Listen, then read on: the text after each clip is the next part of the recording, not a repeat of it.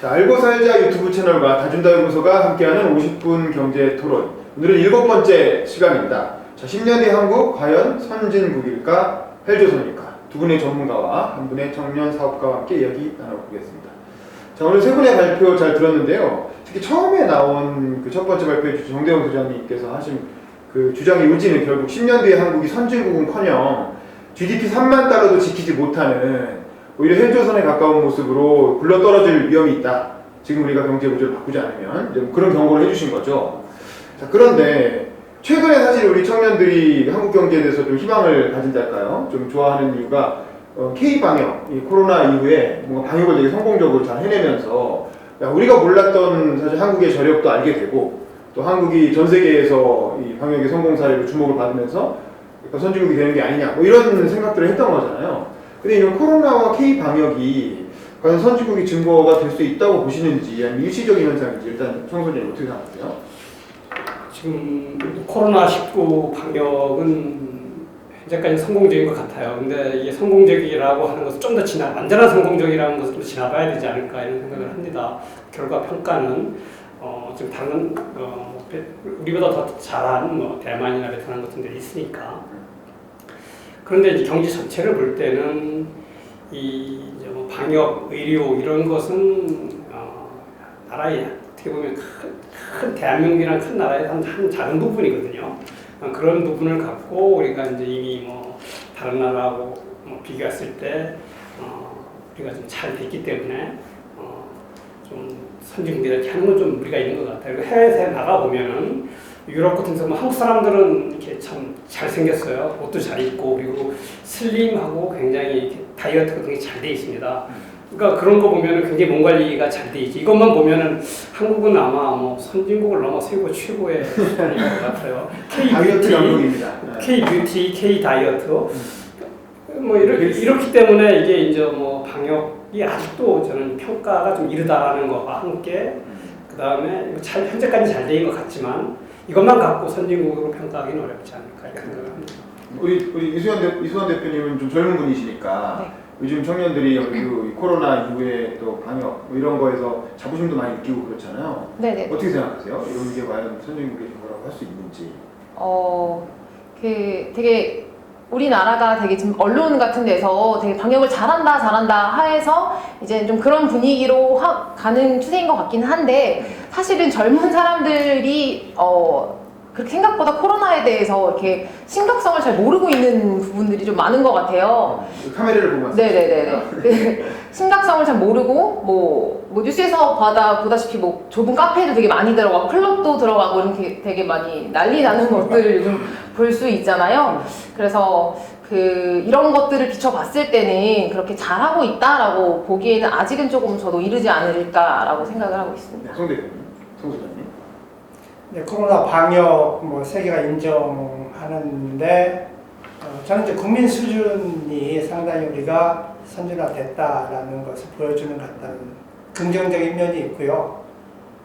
근데 이제 방역을 잘하는 거하고 경제적인 경쟁력 또는 생산성, 경제적 포텐셜하고는 또 전혀 다른 문제이기 때문에 이게 방역을 잘했기 때문에 경제도 좋아질 거다. 이거하고는 코릴레이션이 대단히 낮아서 연관을 짓는 것은 무리다 생각을 하고요. 다만 이 경제에 미치는 충격, 그러니까는 이 생산과 소비를 봉쇄한 기간이 짧았으니까 올해 GDP 성장률에 미치는 타격은 적을 거다.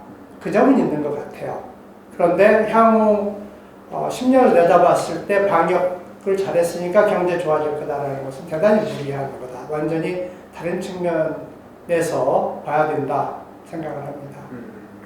단기적으로는 올해 경쟁률 하락에 좀 선방하는 효과는 있겠지만 잠깐 방역을 잘해서 하지만 10년 정도의 미래를 내다봤을 때 K-방역, 코로나를 잘 막았다고 해서 한국 경제가 엄청 좋아지거나 그러지는 않는다는 거죠. 예, 경제가 지금 하락 추세인 거는 변화가 없고 이제 그걸 어떻게 뒤집지 못할 것이고. 예. 자, 그러면 우리 어떻게 먹고 살아야 되느냐 그 얘기잖아요. 10년 뒤를 내다보면 지금의 어떤 경제 구조를 바꿔야 되는 부분도 물론 있지만 결국 무슨 먹거리가 있어야 한국 경제가 새로운 성장 동력을 찾아야 결국에는 10년 뒤에 3만 달러를 돌파해서 4만 달러, 5만 달러로 가든 주저앉든 그럴 텐데 우리가 그동안 강점을 가졌던 이른바 중후장대형 제조업이라고 하는 분야, 뭐 철강, 조선, 뭐 자동차 뭐 이런 것들이 다 세계 경제에서 경쟁력을 잃고 있고, 또 최근에 이 중국과 미국 사이에 신냉전 그 경제 블록화 현상이 일어나면서 우리가 사실 물건을 생산해서 미국에도 수출하고 중국에도 수출하고 양쪽에 다 수출을 하면서 경제를 이만큼 키워왔는데 지금 양자택일의 선택을 강요당하고 있는 상황이잖아요. 그러면 점점 더 기존의 어떤 수출 전략, 기존의 산업 정책이 안 먹히게 되는 상황이 올 수가 있고, 그럼 도대체 한국의 어떤 성장 전략은 어디서 찾아야 되느냐, 한국의 어떤 미래 먹거리는 어디서 찾아야 되느냐, 이런 궁금증이 들어요. 근데 이제 문재인 정부에서 최근에 하고 있는 얘기는 이른바 그린 뉴딜이라는 거잖아요. 그래서 이제 코로나, K-헬스라든가 의료, 바이오 뭐 이런 쪽에서, 그리고 또 신재생 에너지 뭐 등등 그런 쪽에서 새로운 성장 전략을 찾아보자라고 이제 제안을 해서 그에 대한 예산도 편성하고 뭐 정부는 그렇게 할 것 같은데, 이런 우리의 어떤 산업 정책 혹은 미래 먹거리 전략 어떻게 보시는지 혹시 전 분이신 이선 대표님 먼저 짧게 한번 언급을 해주시겠습니까? 저는 이제 온라인 베이스에 대한 그런 창업을 했는데요. 그 사실은 뭐 모든 산업군이 뭐 다 잘 되고 다 잘 될 수는 없잖아요. 요즘에 뭐 배달의 민족 같은 그런 배달 어플이 발달함으로써 전단지는 망하는 거고, 이렇게 뭐 인쇄소가 조금 안 되면 다른 분야가 또 성공하는 거고, 이런 것들이 좀 나타나는데, 저는 그런 좀 미래 가능성이 있는 사업을 좀 이렇게 지원을 좀 많이 하고, 또 이제 사실은 요즘에 젊은이들은 평생 직장이 없다라는 말을 되게 많이 하고 있거든요. 그래서 약간 아까 발표 때도 말씀을 잠깐 드렸는데, 좀 청년들이 스스로 창업을 좀 할 수 있고 좀 창업을 할 수 있는 그런 환경을 좀 조성을 해서 거기에 좀 지원을 했으면 하는 바람이 좀 있습니다. 소소장님. 이제 미래 먹거리는 뭐 굉장히 많은 뭐 교수나 전문가들이 많은 걸 이야기를 하는 것 같아요. 근데 저는 이 어떤 업종을 우리 한국 경제가 이렇게 집중을 해서 먹고 살 거냐 하는 문제는 불확실성도 크지만 저는 기업의 몫이라고 생각을 해요. 그건 기업이 자신들의 생존하고 관련된 거니까 어떤 아이템, 어떤 기술, 뭐 4차 산업혁명도 많이 이야기를 합니다만 뭘 할지 결정은 기업들이 할 거다. 자기의 절실한 문제니까 이제 그렇게 봤을 때 우리 기업이 지금까지 잘해왔기 때문에 그 미래의 대비도 저는 우리 한국 기업들이 잘할 거다라고 생각을 해요. 국가 입장에서는 전 두 가지를 하면 좋을 것 같은데, 하나는 사람이 중요하니까 사람의 이 어떤 그 역량, 잠재력을 키워주는 것, 미래 세대의 잠재력을 키워주는데 투자를 많이 하면 좋겠다. 교육 분야에 국가가 해야 될 거고 지금 대단히 부족한 것 같다는 생각이 들고요. 또 하나는 우리 정대영 소장님이 오늘 이 경제의 순환을 발표할 때 3개 부문을 했잖아요. 생산하고 분배하고 지출을 하는데, 저는 이 경제가 성장하는 지출이 3개 부문에서 우리 생산만 집중을 하는데 지출이 굉장히 중요하다고 생각을 해요. 그래서 특히 가계의 소비 능력, 지출 능력이 커지면 시장이 커지고, 시장이 커지면 기업이 같이 새로운 기술도 개발하고 할 수 있는 그 소스가 커지기 때문에 이 지출 능력을 키우기 위해서는 이 분배의 어떤 그 문제 해결, 다시 말하면 경제 불평등 해소도 적극적으로 국가가 추진해야 되겠다라고 이야기를 하고 싶습니다. 그렇군요. 어차피 미래 먹거리를 찾는 건 기업의 역할이니까 예. 정부는 교육과 분배에 신경 써야 된다. 예. 그런 얘기신 거죠. 정 소장님. 기본적으로 우리 송 소장님 의견에 동의합니다. 결국 혁신과 혁신 이런 것은 기업이나 또는 어떤 창업자에 의해서 나오는 거거든요. 그러니까 정부는 그런 환경이 잘 조성되게 잘 돌아가게 이제 만들면 될 것 같아요. 그런데 이제 정부가 할 일이라고 생각하면은 어떤 분야가 좋을 거다 이렇게 찍어서 지원하는 것은 저는 그렇게 좋다고 생각하지는 않습니다. 왜냐하면 그게 정부가 그걸 다 찍는다는 보장이 없기 때문에 어렵다고 생각을 해요. 과거에 우리가 이제 개발 초기에는 수출 전략이라든가 그다음에 뭐 중화학공업 또는 기계산업 이런 것을 육성을 했지만 그것은 이제 그 경제개발 초기 단계의 일이고, 지금 대한민국이 아까 말씀드린 대로 세계 이제 거의 선진국 근처에 와 있고 G7 근처에 와 있는 상황에서는 그런 산업 정책은 잘 맞지 않고, 정부가 할 일은 하나는 우선 기초과학, 우리가 사람들 기업에서는 못하는 기초과학이나 기초기술을 어떻게 좀 대학을 잘 좀 연결시켜서 발전시킬 수 있느냐의 문제가 하나 있고, 두 번째 제도적으로 좀 바꿀 것은 한국이 잘못되어 있는 게 제가 여러 번 주장하는 건데, 청년 창업가나 청년 사업가들이 좀 이렇게 실패했을 때 재기를 쉽게 할 수 있는 것, 즉 그게 뭐냐면 그 대표이사 등의 연대보증제거든요. 이것을 좀 폐지하는 것. 좀 연대보증제가 줄고는 있지만 아직도 큰 고리는 그대로 남아 있습니다. 그러니까 그 연대보증제를 좀 어렵더라도 완전히 폐지하는 그러한 제도가 하나 있고, 세 번째는 우리나라는 금융이 굉장히 낙후되어 있습니다. 그래서 이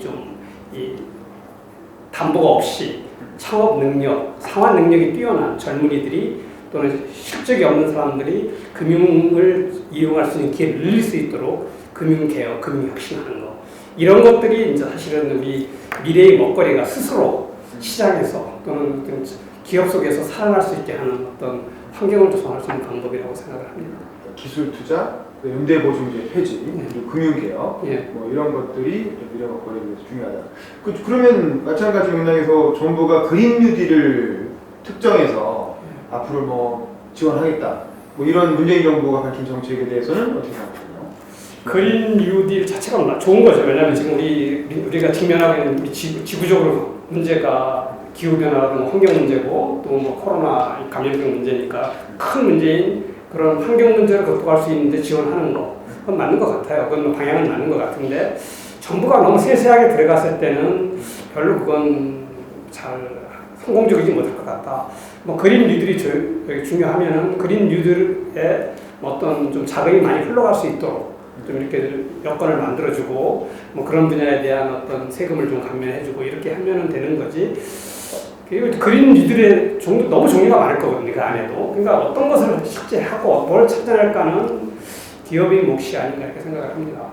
송 소장님 혹시 그린 뉴딜에 대해서 어떻게 의견 있으신가요? 뭐 방향은 맞을 수 있지만 정 소장님 이야기하신 대로 그린 뉴딜이 굉장히 범위가 넓은데 그 중에서 어떤 분야에 또 그 분야에도 기술이 수없이 많을 건데 어떤 기술을 할 거냐라는 게 정부가 선택하는 게 맞을 것보다 틀릴 확률이 크다는 거 하나가 있고요.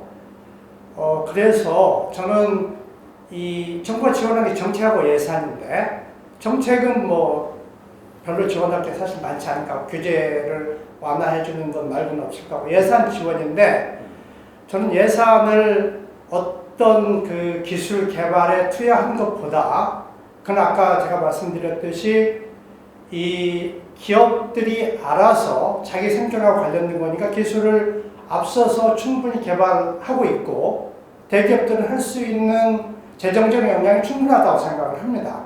문제는 중소기업이기 때문에 정부의 예산은 저는 철저하게 중소기업에게 지원을 해줘야 된다고 생각을 해요.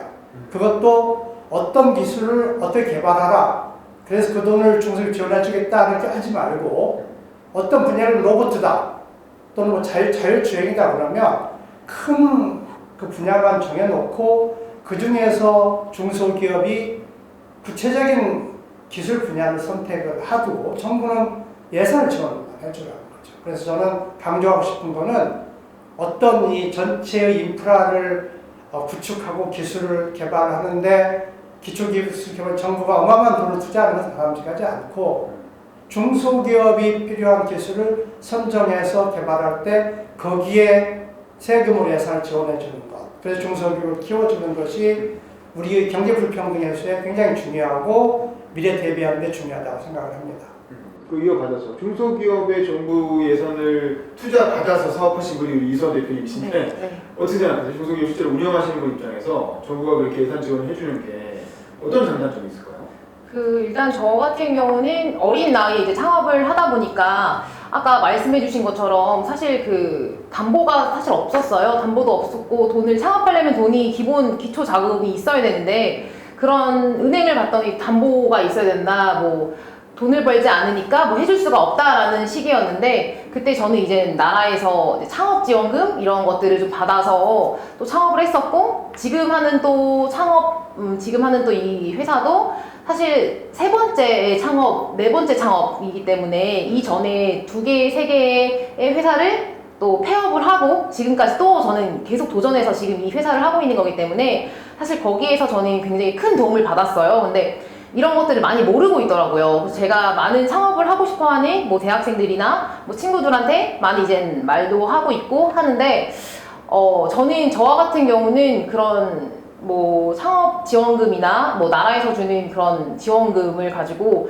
요즘에 또 이제 실패하는 창업 재도전 뭐 이런 걸로 해가지고 지원금이 또 있거든요. 그래서 그런 것들을 통해서 또 도움을 받았고 그래서 지금까지 또 창업을 계속하고 있고 또 이제 고용도 하고 있고 이런 걸 봤을 때 조금 더 이런 것들은 좀 더 많은 지원이 있으면은 더 청년들이나 뭐 금전적인 거 이런 걸 얻기 힘든 사람들에게 정말 큰 도움이 될 것이다 라고 생각을 하고 있고 앞으로 좀 더 이런 부분에서 좀 많은 지원이 있었으면 좋겠다라고. 이 대표님은 3번을 폐업하고 4번째 성공하셨다는 건데 예. 3번 폐업하실 때 뭐 경제적으로 그렇게 손해를 많이 보거나 뭐 빚을 지거나 뭐 그러진 않으셨나요? 있었죠. 저는 이거는 말씀드려도 될까 모르겠는데 돈이 없어가지고 사실 은행에 갔더니 돈을 이제 또 청년 창업으로 해서 2% 이하 금리로 해준다고 해서 갔어요. 갔더니 이제 너무 어리니까 사실 그거는 그 은행에서 직원이 그냥 이렇게 말씀하신 것 같은데 혹시 지금 있는 집이 뭐 부모님 소유냐 뭐 전세냐 이런 걸 묻더니 집문서를 좀 담보로 갖고 와라고 저한테 하시더라고요. 그래서 그때 나이가 23세? 네, 23살 23살. 때쯤인데 그래서 엄마 아버지 몰래 집문서를 이렇게 가지고 네, 결과적으로는 네, 결과적으로는 뺏기지 않았으니까. 예, 이제 다 그 상환을 했는데 네. 그때 돈이 없어가지고 네, 그렇게 했던 경험이 있습니다. 엄마한테 얘기하셨나요? 네, 다 갚고 나서. 지금은 다 얘기했죠. 갚았어요? 아, 집이 개인 소유가 아닌데 네. 담보로 잡아줘요? 그거를 그러니까 사실 소유자의 네, 부모님 소유인데 동의가 있어야 되잖아요. 그건가 그 은행원에 네. 그냥 너무 어린 나이에 이런 걸 하니까 부모님이라고 사실 정말 필요한 서류는 아니었던 것 같아요. 근데 그냥 그분이 못 갚아도 그러면 그럴 담보권 거- 행사를 못 했겠네. 못하지만 이제 부모님한테 이렇게 압력- 압력을 넣어서 이렇게 고독적으로 네. 갚아달라 이렇게 네. 얘기하죠. 법적인 담보권 없었던 것 같아요. 네. 알겠습니다. 자, 그러면 다시 원래 주제로 돌아와서 그 GDP가 10년 뒤에 꼭 3만 달러를 넘어야 되나? 그러니까 우리가 GDP나 국민소득이라는 게 꼭 이렇게 계속 상승을 해야만 되는 건지 뭐 그런 얘기도 많이 하시잖아요. 그냥 네. 그냥 지금 있는 대로 유지만 하면서 잘 살면 되지. 굳이 꼭 우리나라가 3만 달러, 4만 달러, 5만 달러, 6만 달러 이렇게 해야 돼? 그냥 이 정도 상태에서 적당히 유지하면서 그냥 살면 안 돼? 그래도 복지 많이 누리고 나누고 하면서 뭐 이런 생각을 하시는 분도 있을 것 같아요. 우리 정 소장님 그런 것은 어떻게 생각하세요? 그런 생각하는 사람이 많이 있죠. 네. 네, 이렇게 약간 첩닥거리 없는 사람들이. 특히 이제 이게 뭐 그러니까 국민수 통계가 정확한 건 아닌데 좀 개략적으로 우리가 생산한 거예요. 결국 경제가 돌아가려면 어떤 형태의 생산이 일어나야 돼요. 뭐 그게 생산이란 꼭 이렇게 물건을 만드는 것만 아니라 서비스까지 포함해서 사람이 필요로 하는 것을 만들어내야만 수입이 생긴다. 이 원칙은 있는 거예요. 즉 그게 뭐 쌀이 농산물이 됐건 쌀이나 채소나 고기나 됐건 또는 옷이나 테레비가 됐건 아니면 음식이 됐건 아니면 좋은 문화 서비스가 됐건 이런 걸 이제 만들어내는 것입니다. 그리고 그것이 이제 시장에서 평가된다는 것은 소비자가 그걸 선택해주는 돈을 지불하는 거예요. 그리고 특히 이제 우리나라 같은 경우는 이게 이제 더욱더 어려운 게 식량과 에너지를 장급하지 못해요. 그것도 장급하지 못하는 정도가 아니라 거의 대부분 해외에 의존하고 있습니다. 그러니까 특히 우리나라는 해외에서 외국인들이 필요로 하는 물건을 또 팔을 수 있어야 돼요. 그래서 달러를 벌지 못한다면, 즉 외화를 벌지 못한다면 우리는 하루에 한 끼만 먹어야 되고 자연적으로 다이어트 하는 거죠. 그리고 또 고층 아파트 운동 삼아 걸어 올라가야 되고요. 뭐 이러한 일들이 벌어질 겁니다. 그러니까 이게 뭐 성장을 한다는 것은 결국 아까 지난번에 생산 분배 지출이 정상적으로 순환하면서 이루어진다는 거거든요.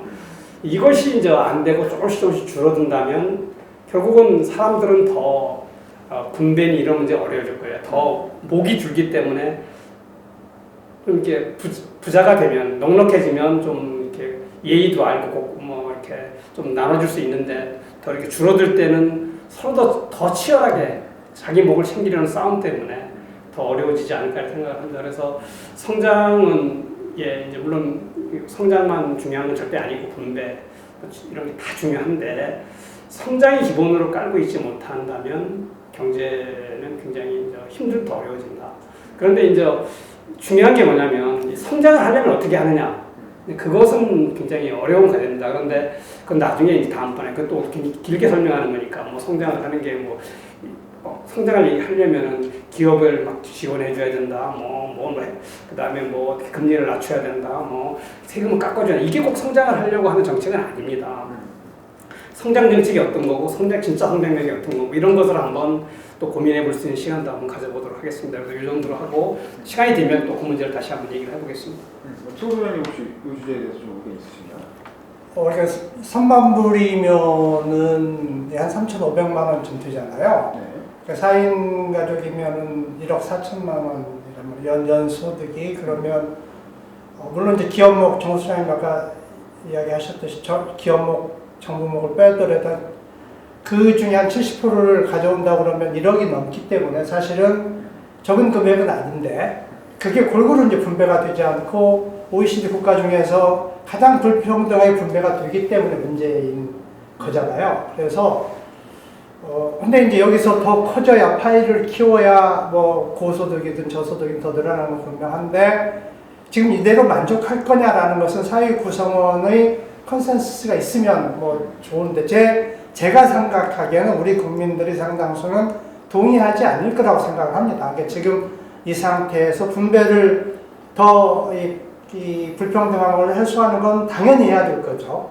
정부가 별로 그런 노력을 안 하고 있는 것 같은데 당연히 해야 될 문제인데 그것과 더불어서 이게 계속 그 소득이 늘어나고 풍요로운 이 물질적인 이 여건이 늘어나지 않는다 그러면 제가 판단하기에는 우리 국민의 상당수는 행복감이 줄어들 것 같아요. 그래서 저는 성장은 같이 가야 된다라는 생각을 하고 있고요. 그리고 이제 중요한 것은 아까 정 선생님 말씀을 해주셨듯이 우리가 이제 생산하는 게 제조업만이 아니고 무형의 것들, 문화사업, 전시 이런 굉장히 많은 것들이 있단 말이죠. 그러면 생산을 하는 주체인 국민들, 특히 이 경제활동 인구들이 어떤 에너지를 창조적으로 발산하도록 해주면 거기 생산이 나오고 성장이 이루어질 것 같아요. 그러니까 그런 것들을 특히 젊은 세대들이 이런 에너지를 어떤 새로운 것을 창조해내고 만들어낼 수 있도록 우리 사회와 국가가 여건을 조성해주면 그러면 경제 성장은 새롭게 일어날 수 있다 이런 생각이 듭니다. 이 대표님 혹시 이 주제에서 의견이 있으신가요? 네, 뭐 당연히 성장을 해야 된다고 생각을 하고요. 계속 비슷한 얘기를 하고 있는 것 같은데, 네, 말씀해주신 것처럼 뭐 정부에서 이렇게 많은 지원이나 이런 환경을 조성해서 이런 창조적인 이런 기업이 새로 생겨나고 함으로써 더 이제 당연히 우리나라도 더 성장을 해야 된다고 생각을 합니다. 아까 송 소장님이 발표하신 주제로 들어가서 양정숙 씨가 투기꾼인 게 문제가 아니고 투기꾼이 선칠 수 있는 제도를 만든 게 문제다. 그래서 이제 김수현 전 청와대 정책실장이나 혹은 지금 김현미 국토부 장관의 그 임대사업자에 대한 세금 혜택, 임대사업자에 대한 어떤 혜택을 몰아준 그런 정책이 결국 양정숙 같은 투기꾼을 만들어내는 거 아니냐 강력하게 비판을 하셨고 그 증거로 문재인 정부 들어서서 부동산 가격이 급격하게 상승하는 특히 서울 집값이 상승하는 모습을 이제 표로 보여주셨는데 이런 주장이 있을 수 있을 것 같아요. 서울이나 도시가 지금 전 세계적인 그 한류의 발전과 이런 인기로 인해서 세계적으로 누구나 다 와서 살고 싶어하는 메트로폴리스 중에 하나가 됐거든요. 일본의 동경이라든가 미국의 뉴욕이라든가 프랑스의 파리, 영국의 런던처럼 서울 역시 세계적인 인기 도시가 됐다는 거죠. 그러니까 국내뿐만 아니라 전 세계에서도 서울에 살고 싶어하는 수요가 늘어나면서 수요 증가에 따른 집값 상승은 시장 원리에 따른 자연스러운 결과 아니냐. 그래서 그 서울의 집값이 전체적으로 2000년대 이후에 쭉 상승하고 있는데 이걸 정부의 의지 때문이라고 할 수 있는, 정부가 집값을 잡겠다는 의지를 표명하지 않았기 때문에 집값이 올랐다 라고 하는 분석이 과연 그렇게 논리적으로 맞느냐, 이게 질문이 하나 있을 수 있고, 또 하나는 이 임대사업자에 대한 세금 혜택을 폐지한 정책은 뭐 제가 지난 토론 때도 말씀드렸지만 제가 김수현 수석의 책을 읽은 바에 따르면 좀 장기적인 목표를 노린 정책인 것 같아요. 당장의 어떤 그 것보다는 우리나라의 지금 주택 공급 시장이 그 일반 그 자가 위주의 어떤 매매 시장과 그 다음에 공공임대주택, 정부가 운영하는 임대주택과 이 양극화되어 있기 때문에 이 양자밖에 없어서 그로 인해서 사실은 그 주택의 공급자가 되게 이제 다양하지 않다는 거죠. 그래서 민간 임대 분야를 키워서 그래서 이제 자가 소유 그리고 공공임대주택 그리고 민간임대주택 이 3개 주체가 서로 다양한 형태의 주택, 다양한 형태의 어떤 주거 방식을 공급함으로써 주택 시장을 좀 안정화시키려는 목적이 있었던 것 같아요. 제가 책에서 읽은 바에 따르면 그분의 책에. 그리고 집권하고 나서 이제 그런 정책을 추진하는 것 같은데, 이거는 예를 들면 한 5년 초에는 임대 그 소득자들에 대한 임대사업자에 대한 세금 혜택을 좀 줘서 임대 시장으로 끌어들인 이후에 장기적으로는 그걸 이제 제도화시켜서 거기서 세금도 걷고 뭐 이렇게 해가지고 이제 주택 공급 방식을 다양화하겠다라는 뭐 그런 취지였던 걸로 저는 책에서 본 걸로 기억이 나거든요. 그래서 한 10년 정도 바라보고 한 장기 정책인데 이걸 너무 단기 1년, 2년 만에 나타난 결과만을 보고 너무 어떤 의도를 가지고 본인이 뭐 투기를 하기 위해서 그런 정책을 편 게 아니냐라는 비판을 한 걸로 볼 수도 있지 않을까, 뭐 그런 생각도 들거든요. 요거에 대해서는 일단은 송 소장이 먼저 반론하시고 다른 분들 의견을 들어보겠습니다.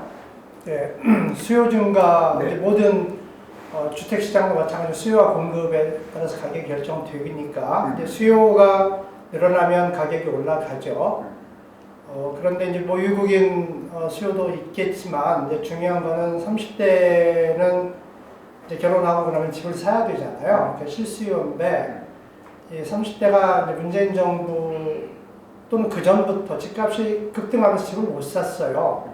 그래서 작년하고 올해 왕성하게 사고 있어요. 30대가.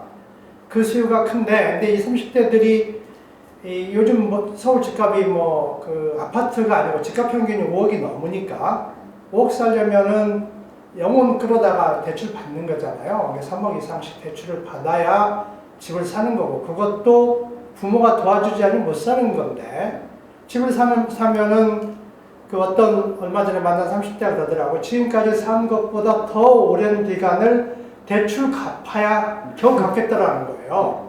30년 이상 갚아야 된다는 거죠. 그렇죠. 그러니까 이 집값을 폭등시켜 30대들을 정말 고통스럽게 만들고 있는 거란 말이죠. 그런데 수요 증가가 실수요가, 그 실수요는 뭐 이렇게 집 사지 말라 할 수 없는데 문재인 정부가 잘못한 거는 투기 수요를 키운 거예요. 그러니까는 이렇게 실수요가 많고 외국인 수요가 있으면 정부가 할 일은 주택을 여러 채 가진 다주택자들이 집을 내놓게 정책을 써야 되는데, 이 문재인 정부는 자, 돈 있는 분들 집 사서 임대주택 등록하면 세금 안 내도록, 하나도 안 내도록 해드리겠습니다. 사세요라고 김현미가 방송에 나와서 웃으면서 방송까지 했단 말이죠.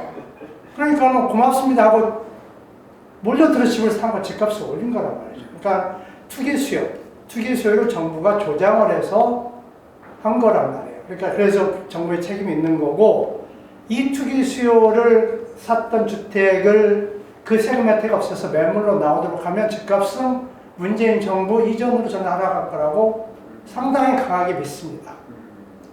그리고 이제 김수현이 아까 말했던 거는, 김수현이 난 사람이 보면 이제 그 참여정부에 에서 주택정책을 했던 사람이 지금 전문가들이 우동성을 하는 이야기가, 참여정부에서 집값 올린 게 김수현이 했는데 김수현이 잘 몰랐기 때문에 실패한 거다라고 10명 중에 10명 이야기하고 있어요. 그런 사람을 또다시 문재인 정부가 주택정책 맡겠다는 것은 대단히 대통령 인사를 잘못하고 이 정권에 특히 이 집 없는 사람에게 엄청난 불행이란 말이죠. 그런데 아까 이야기를 하셨듯이 임대사업자 세금 혜택 줘서 민간 임대 시장을 키우겠다.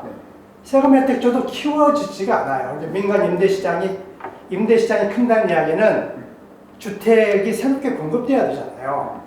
그러니까 내가 가지고 있는 주택을 옆에 있는 사람이 사서 임대주택 등록한다고 시장이 주택이 늘어나는 게 아니잖아요. 주택은 그대로 있어요. 그 짓을 하고 있는 거예요. 김수현이 하는 짓이.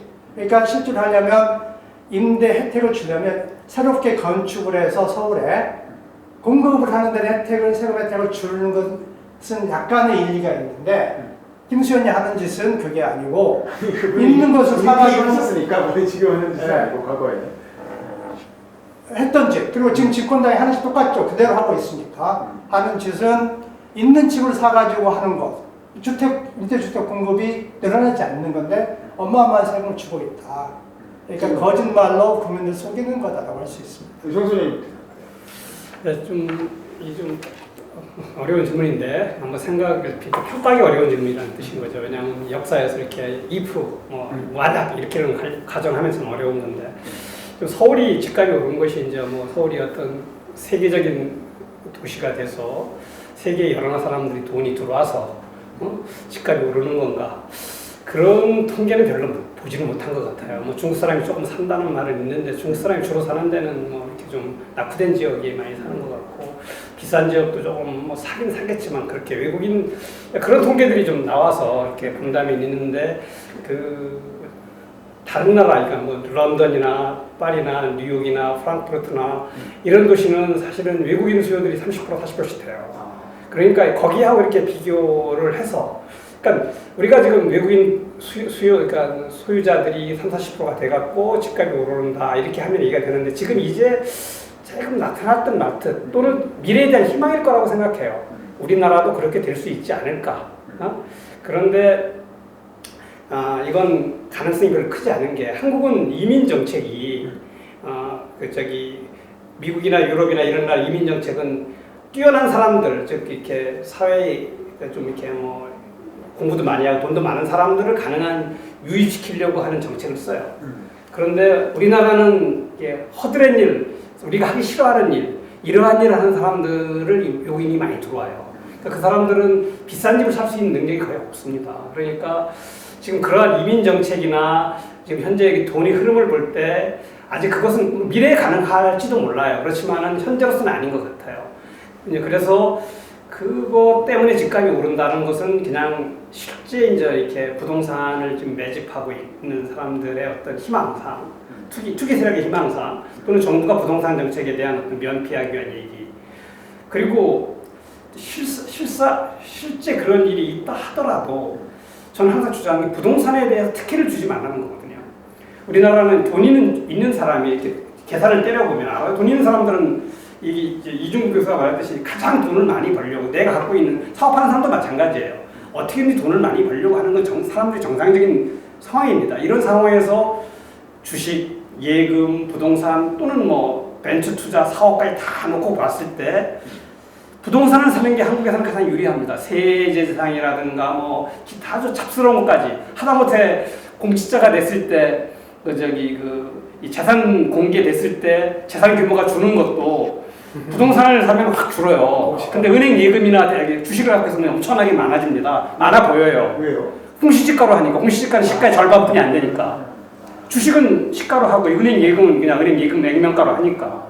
그러니까 부동산이 많은 사람은 실제 재산이 절반뿐이 표시가 안 되는 거야. 그러니까 사소한 것까지도 이렇게 부동산의 특혜가 많다. 그러니까 부동산을 아는 사람은 다 부동산만 하게 돼 있어요. 이건 경제를 진짜 잘못 운영한 겁니다. 그러니까 사람들은 다 아까 이중국 교수 말대로 자기가 좋아하는, 자기가 돈을 가장 많이 버는 방식으로 추구했을 때도 나라가 잘 운영되도록 하는 게 정책 당국자, 정치인이 책무예요. 근데 우리 그걸 못한 거거든요. 근데 부동산에 대한 특혜를 줄여야 되는데 특혜를 더 늘려버린 겁니다. 거기에 이제 뭐 새로운 임대사업자를 만들겠다. 그럼 말한 대로 신규 공급이 아니라 주인만 바뀌는 거 아니에요. 이름만 바뀌어서 임대사업자가 되는 건데 그래서 임대사업자가 늘어나나. 그리고 그것은 참 어린애 같은 생각인 게 뭐냐면 이미 집은 다 있거든요. 새로 공급되지 않는 거 아까 국민소득에서 설명드렸다시피 생산도 아닙니다. 그냥 거품 숫자 장난이거든요. 그런데 그 집을 이렇게 주인은 바꿔서 임대사업자가 만든다. 그것을 혜택을 준다. 그리고 그것은 이미 집이 있는데 도망가는 것도 아닌데 지금 숨길 수도 없잖아요.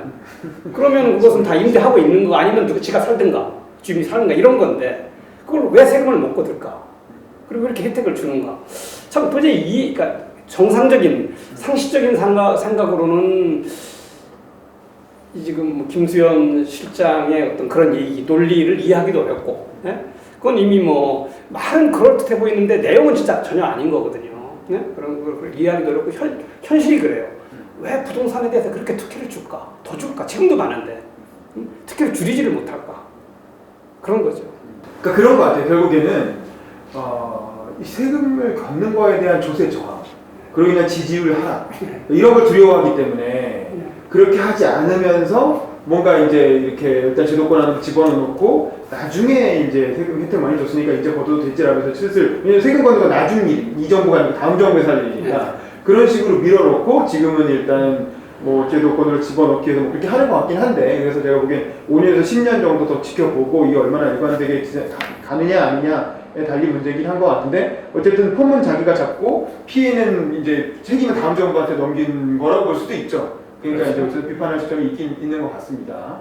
나중에 기회가 되면 김수성님이 직접 나오셔가지고 여기서 반론을 좀 제기해 주시면 좋겠네요. 뭐 반론권을 행사 못하고 일방적으로 하시니까 좀 안 된다는 뭐 내일이라도 올 수 있으면.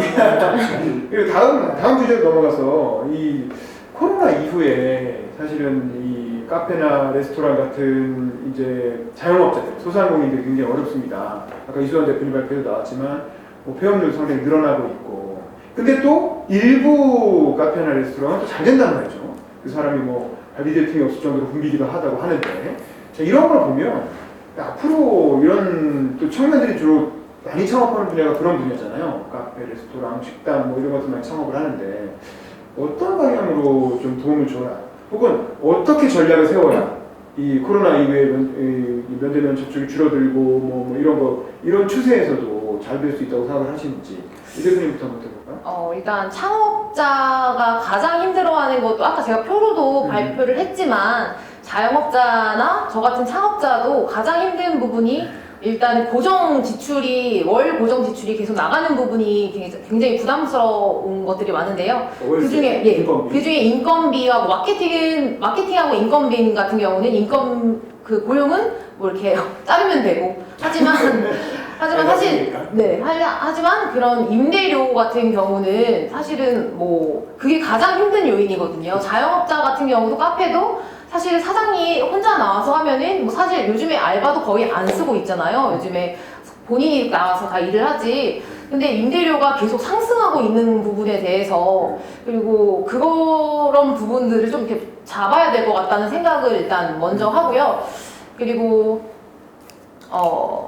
그 코로나 이후에 아까도 이제 창업을 한 사람들은 처음에 다 이제 뭐 청년들은 없는 돈 모아서 대출을 받아서 창업을 하던가, 아니면은 좀 노후에는 뭐 퇴직금을 가지고 이제 치킨집이라던가, 요즘에는 치킨집보다 카페가 더 많다고 하는데요.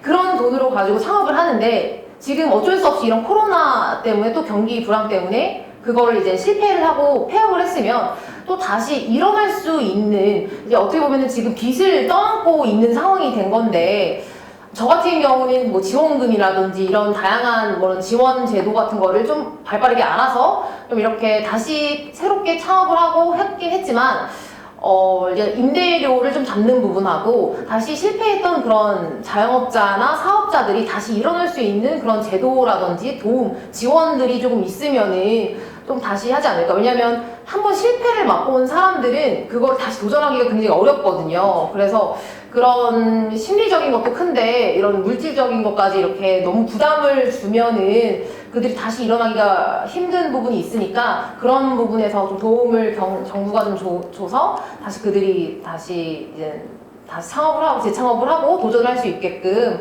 지원이 있었으면 좋겠습니다. 제가 요즘 이태원 클래스라는 드라마를 보고 있는데요. 네네. 그게 이태원에서 창업하는 얘기더라고요. 그러니까 이태원에서 술집 차려서 이제 주점 차려서 창업하는 뭐 그런 주인공이 있는데, 그러니까 결국에는 임대료 문제, 계속 고정적으로 올라만 가는 임대료 문제와, 그리고 한번 폐업을 했을 때, 한번 실패했을 때 어떻게 다시 용기를 가지고 도전할 수 있을 것인가, 있게 할 것인가의 문제인 것 같아요. 네. 그리고 결국 이제 금융 지원에 관한 부분과 이제 뭐 그런 게 연결이 될 것 같은데 송 소장님 어떻게 생각하시나요? 아까 발표를 보니까 이제 5년 내 폐업 분담는 데가 80% 네. 심각한 거잖아요. 코로나 이후에 네. 20%. 예, 그 뒤에는 뭐 더 지금 늘어나고 있는데 그 이제 어려운 이유가 1번이 임대료더라고요. 17%고 2번이 이제 최저임금 묻다는데 예.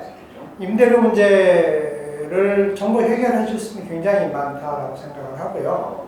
법적으로 제도적으로 그 임대료를 올리는 뭐 상한선을 정하고 그리고 다양하게 임대 임차인의 관계에서 이 자영업자인 임차인을 보호해주는 법들을 강화를 하고 특히 지금 같으면은 우리 정대용 소장님이 2달 전에 발표를 했었던 그 임대료를 뭐 대통령의 특별 명령으로 2년 임대 기간이 안 됐다 하더라도 임차인이 특별한 재난 상황이기 때문에 임대 기간을 종료할 수 있는 페널티 없이 이런 뭐 특별 명령 같은 것도 필요하다. 정부가 할 수 있는 일을 생각을 하고요. 그리고 이제 지금 어마어마한 돈을 재정에서 지원을 하고 있잖아요. 그런데 과연 자영업자에게 그 재정 지원의 몫이 자영업자가 우리 국민 경제에 기여하는 만큼 가고 있느냐라고 보면 전혀 아니라고 생각을 합니다.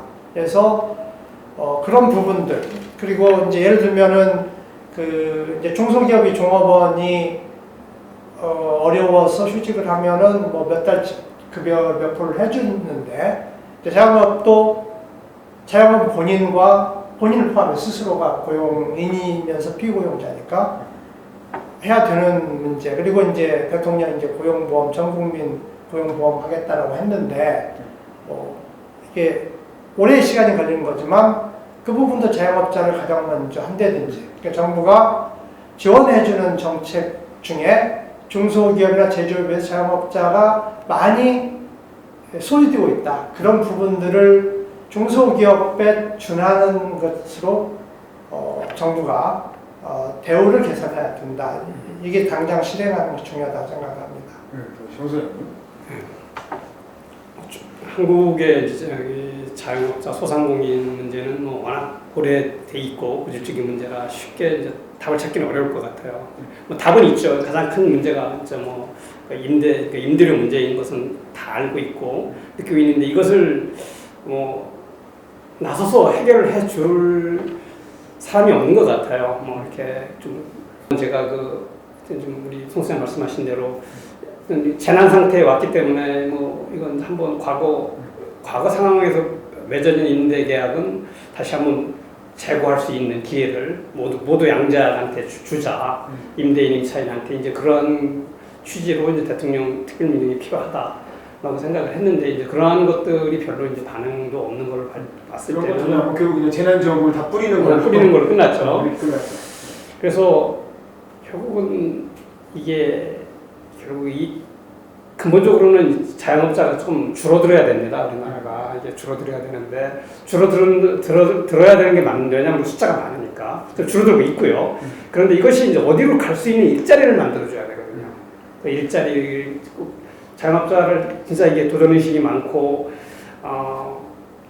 내가 뭔가를 좀 해보겠다 이런 사람이 자영업을 하시면 실패가 적은데 어쩔 수 없이 하시는 분들이 굉장히 많거든요.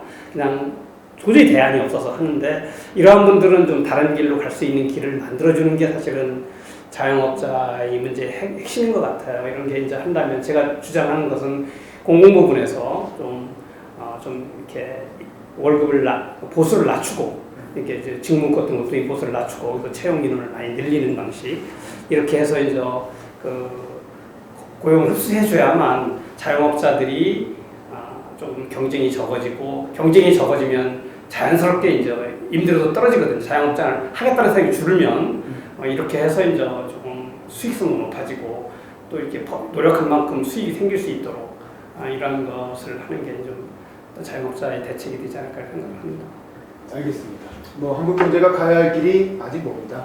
우리 토론에도 계속 이 주제를 이어가면서 이 문제를 같이 천착을 해봐야 될 것 같고요. 자, 오늘 7번째 알고 살자와 다준다연구소 유튜브 채널이 공동 주최한 경제 토론회 이것으로 마치도록 하겠습니다. 수고하셨습니다. 고맙습니다.